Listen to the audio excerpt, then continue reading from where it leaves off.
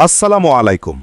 আজ আমরা আলোচনা করব কেন দুনিয়া মুমিনের জন্য কারাগার আর কাফেরের জন্য জান্নাত।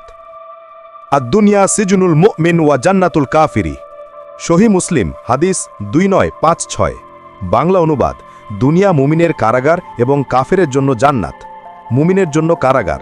মুমিন দুনিয়ায় আল্লাহর আদেশ মানতে গিয়ে অনেক ইচ্ছা দমন করে। গুনাহ থেকে বাঁচতে তাকে নিজের নফসকে নিয়ন্ত্রণ করতে হয়। নামাজ, রোজা, হালাল হারাম মেনে চলা সবই তার জন্য সীমাবদ্ধতা। কিন্তু আখিরাতে তার জন্য রয়েছে চিরস্থায়ী মুক্তি ও জান্নাত। কাফেরের জন্য জান্নাত। কাফির দুনিয়ায় আল্লাহর আদেশ মানে না, তাই ইচ্ছে মতো ভোগ করে। তার কাছে দুনিয়া হলো আনন্দ ও স্বাধীনতার জায়গা। কিন্তু আখিরাতে তার জন্য রয়েছে কঠিন শাস্তি। মূল শিক্ষা: দুনিয়া মুমিনের জন্য পরীক্ষার জায়গা, কাফেরের জন্য দুনিয়ার সাময়িক ভোগের জায়গা।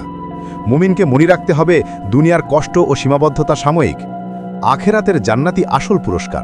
তাই দুনিয়ায় ধৈর্য ধরতে হবে, গুনাহ থেকে বাঁচতে হবে এবং আল্লাহর আদেশ মানতে হবে। দুনিয়া মুমিনের কারাগার, কারণ সে এখানে নিজেকে নিয়ন্ত্রণ করে, আর কাফিরের জান্নাত, কারণ সে এখানে ভোগ করে। কিন্তু আখিরাতে সবকিছু বদলে যাবে। আসুন আমরা সবাই দুনিয়াকে পরীক্ষার জায়গা হিসেবে দেখি এবং আখিরাতের জান্নাতের জন্য প্রস্তুতি নিই।